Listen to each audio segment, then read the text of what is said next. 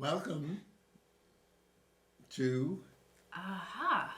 which stands for? A human among humans. Oh, and I'm blessed to be with you. Wow. I am super blessed. Oh, she's even super blessed. So, this is Sarah Brett. You can introduce me. This is Michael Cran, the host. Wow. And we're wrapping up. This is our last show on Abraham. I'm sure you'll miss it. And next week we're doing rewarding conversations. How to have rewarding conversations. So you were telling me just before the show began that your workshops in the Human Awareness Institute, which is a clothing optional weekend, their aim is to teach us how to love, right? Like the aim they kept saying was self-love. Self-love, only Self-love. self-love? Boy, why do you have to be naked with other people for stuff? That's what I found very confusing. And they said most of you have learned about love from other people loving you, but this is about self-love. No, they said that? Yeah, and With this huge room? Yeah, and I said, no, I think that's the problem. I think most people haven't received enough love from outside people. They've gotten the message that they're not enough from outside people. So I found it very confusing. So, how are we doing loving ourselves? That's a challenge. I do find that the higher power and nature and not needing external approval is what I'm working on right now. And reading the Old Testament, reading this story has been therapeutic. Tell me more. It's an interesting love story. It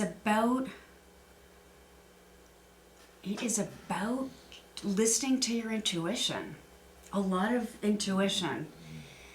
And I think that's what I don't do enough of. I think I might go through a period where I'm feeling vulnerable or lonely, and I'm just maybe, latching on to who's available, who's around, and I'm not taking the time to just be to work on my inner peace and just to sit back and just ask myself important questions. Such as? Like what really matters. Well, and what does? I honestly, helping people, being there for people, nature, the environment. What you just did with my friend. We have a friend who has lymphoma. Mm-hmm. And you went to the movies with him really, and cheered him up, I am sure. I do enjoy helping people, for sure. I'm planning on going every week if I can. That'd be nice. You can have Fridays, I'll have Saturday. That's perfect. He makes it easy. He's a delightful person. Oh my, what a gift. Mm-hmm. And what about the divine in the story and for you? The divine in the story. And we have Yahweh, we have Elohim, we have El Shaddai. Mm-hmm. They're all, among other things, they all speak words to Abraham. Maybe that's what you mean by intuition. Yes. That he hears something from a depth, I guess, that surprises him. His first hearing is, do you remember? Was it El Shaddai? The first one was, the first one was Yahweh. Oh. But although, to support your intuition, it says in the book of Exodus that Abraham only heard from El Shaddai. Okay. So, you're deeper true. El Shaddai means the God of the power of my female breast. Mm-hmm. Ooh. I like that. Yes, it's true. Power is beyond description. Mm-hmm. And El Shaddai showed up with Sarah, correct? It could be. I mean, when he heard from El Shaddai told him, and then El Shaddai changed the name of divinity, changed, and it became Elohim or Yahweh. But when the first time he heard from someone called El Shaddai, he hears, "Walk before me and be whole," is one translation. What? And that's what you're trying to do, I think. Definitely. And what does it mean to be whole? To be, I'm gonna say, comfortable with yourself. Well, that's what my roommate said. To grow into your own skin. Oh my. And how do we become comfortable with ourselves? A lot of being with ourselves. Oh, just, you mean time? Time and sitting with our emotions and not running from our emotions. Oh, so once we get to know us, we'll love us. To know us is to love. Right. Wow. To not be ashamed of, anxiety, depression, whatever emotions come up. Yum. And this story is about that. They go through many emotions. And I think he does come out whole. Definitely. I think allowing them to work together, he has some very challenging emotions, like, or intuitions, as you might say. He almost killed both his sons. And threw out the mother of his son, Definitely. a slave woman. And they never came back together again, right? They never. Well, some rabbis think, and I like to, that after Sarah died, he did remarry, and her name is Keturah. But Keturah means spice, and Hagar, the black slave woman who was the mother of his first child, Ishmael, was from Egypt, which is the land of spices. So some rabbis think that he married Hagar. I like to think so. And had 6 more children with no problem. But he had a special affection for Isaac, the one he almost killed. Who wasn't we don't think was his actual birth son either. Right, which I love. Me too. It means that you can make people your family. And I interpreted when he raised a knife over Isaac. At that moment, Isaac owed his life to Abraham, and they connected. If you owe your life to a man, he's like your dad. So they connected as father and son. So those intuitions, carefully followed, produced an amazing result, a bond between father and probably non-biological son. So they became father and son. And the Bible doesn't mess around. One philosopher, Nietzsche, remember, said, if you want to find out how people should behave, you can read the New Testament. If you want to find out how people do behave, read the Hebrew Bible. So they didn't, and this is not this writer, supposedly Moses, is no fool. And Isaac never, when he's alive, sees Abraham again, nor his other son Ishmael. But they've still connected. It's so, for me at least, heartwarming, reminding me of my family, that we can still connect, even if we don't talk to each other. My youngest brother and I. Yeah. But I love, he just sent me a letter telling me not to reach out to him again in this life or in eternity. But I felt touched. He's pouring out I felt I could feel his spirit, even though it was angry or hateful. I was nourished by it. That is really nice. I'm really glad to hear that. So that's why this story helps me. Yeah. I asked a secretary of my psychiatrist brother, Lynn, you know what the secret of her marriage was. They were married a long time, children. And she said, if you can make it through the first 7 years, you're okay. Mm-hmm. It takes a long time to get to know someone. You know, lots and lots of communication. And Lots time. And lots. Oh, yeah. And time, too, you cannot know. I know my friend took a psychology class years ago, and they had said that she learned that the hormones go on for like over a year. When you first meet someone, the oxytocin, Oh, you all mean the love hormones. oh, I see. And it's once those wear off, it's just then that you can determine whether or not you're compatible with the person. So you go a whole year in bliss, and then you're not learning even in that whole year about your compatibility because you're just Well, so enwrapped in those hormones. and then The truth shows up. often a baby would come too. So that would help. Exactly.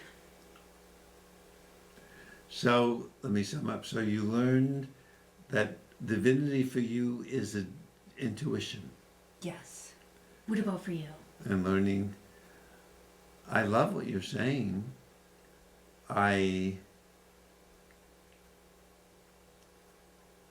Well, this moment can feel it as a connecting energy, a loving energy, if I focus on it. Freeing, connect and we're free. Mm-hmm. That feels nice. Beautiful. Mm-hmm. So we're surrounded by, I just was reading before you came, that the solar system, there's an edge to it, and then there's a galaxy, and the energies are meeting. So there's all this energy coming into our solar system, let alone the solar system coming into us. Mm-hmm. So all of those dancing light energies, they're literally light. Lord, we know they're beautiful because we can see. And we know they're nourishing. And since they make the food we eat, they're delicious. Mm-hmm. They make, so we can know some things about this mysterious, and we know it's mysterious. Interesting. Mm-hmm. We don't know. So that energy force coming through us is, beautiful, delicious, nutritious, loving. And I think it's freeing. It's like quantum, and quantum energy quarks dance, and who knows what they'll give birth to. So I think God that would be one way of understanding God, as what you might like. One Jewish philosopher, he got excommunicated for saying this, so you can know it's true. He said, Spinoza said, God is nature naturing itself. Just I like that. the movement of nature, the growth of it, the beauty of it. Was his way of understanding. And my father liked Spinoza.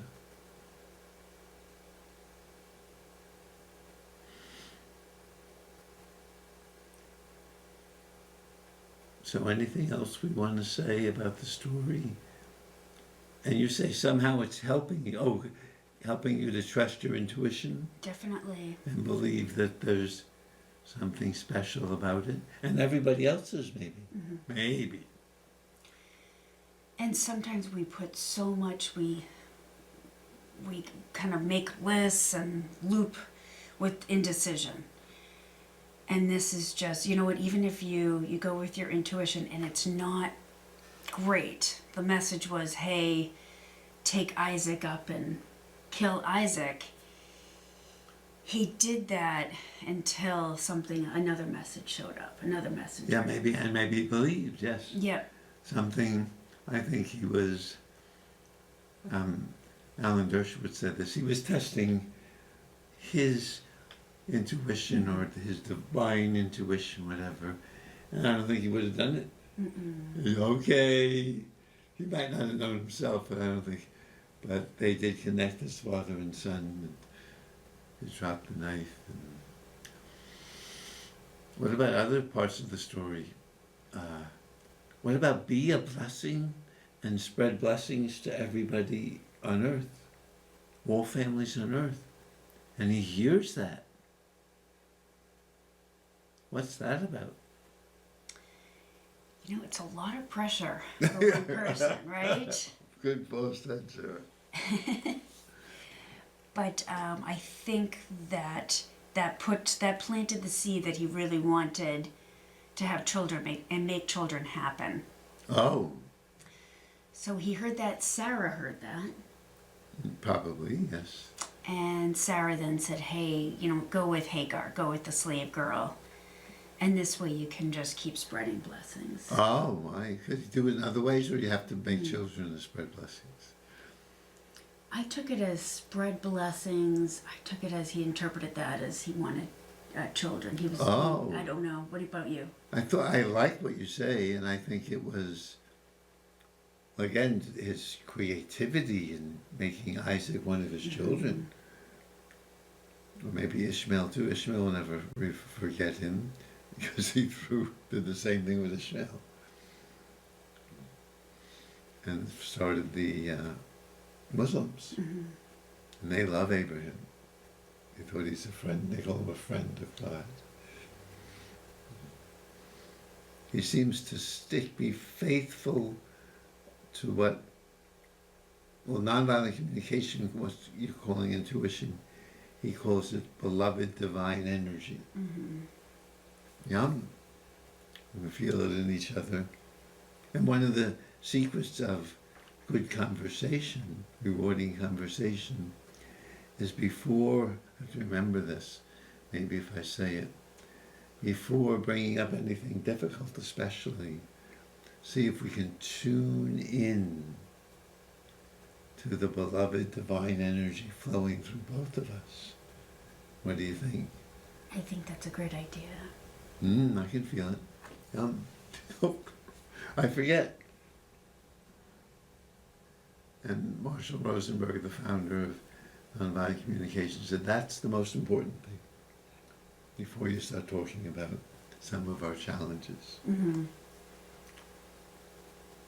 I think the premise of that too is that everyone has needs Yes. and feelings. Yes. But if we just tune into our divine energy, Our beloved divine energy, and I think some of our needs would actually drop off. Just that we know. We would be able to find more strength with our core. In our own core. And therefore maybe not need people the same way we thought we did. Absolutely. Because that doesn't work too well if I need you to fulfill me. Exactly. Fill me up, Sarah. Come in. Absolutely. And of course we're all like that, so it's hard. Exactly. It's a lifelong process. Yeah. Yes, so by the time you figure it out, you're too old to have children. Help. Or you have creative ways. You have children in creative ways. Yes. Adopt people as brothers and sisters. Or favies. Babies is good. This is my fave. I asked Sarah what she would like us to call each other, and we came up with the word fave. I said, initially I said, oh, how about bestie? Yeah. And you said, how about favy? And I said, much better. Oh, good. I forgot that. Bestie is overused. Favy, I don't know Yeah. anyone else who uses Yes, that. I just love us. it. Just us, babies. So let's see, anything else? Why do you think this story used 3 different names to describe God? More than 3. More than 3. There's Elohim, which is a plural. Yep. And so it means gods as well as God. We'll do these one at a time. We'll take them into the next show. So what do you make of that? That Elohim is a plural word in Hebrew. It means judges as well as gods. When Moses is on Mount Sinai, he hears, let there be no, one of the 10 Commandments. The first one, I think, let there be no other gods before me. me and only me. No polyamory with other gods. Me. And that word, when he says, let there be no other gods before me, the word is, let there be no other Elohim before me. So what does that mean? Since Elohim in the Hebrew Bible, at the very beginning, in the beginning, Elohim created the heavens and earth. So why is that word also used for gods? And judges. Why didn't they pick a unique word? In the beginning, created heaven and earth. Why did they pick a word that meant gods? As well as God. Is it because they are giving the reader and the worshiper options Tell me to more. what they believe? If someone is connecting with nature versus someone connecting with the spirit world, I'm not sure. I like it. So it's a plural because there's just many possibilities. That part I love. That God is a guest house, and many of our forces, our love force, God of the power of my female breast, Elohim, which means community, working together. Maybe it gets a singular verb. I mean, if it was in the beginning the gods created, well, that would be, in English it would sound the same. In the beginning the gods create, or God creates. But in Hebrew it's a singular verb, it creates. So that in itself is rich, because it could be that our word, when we say we believe in God, we could stop being intolerant if Elohim means all kinds of divinities working together as one. And then I have a dear friend who's we'll have to say goodbye now. Stay tuned to discover more about divinity with us. We will see you in, oh my, Energy.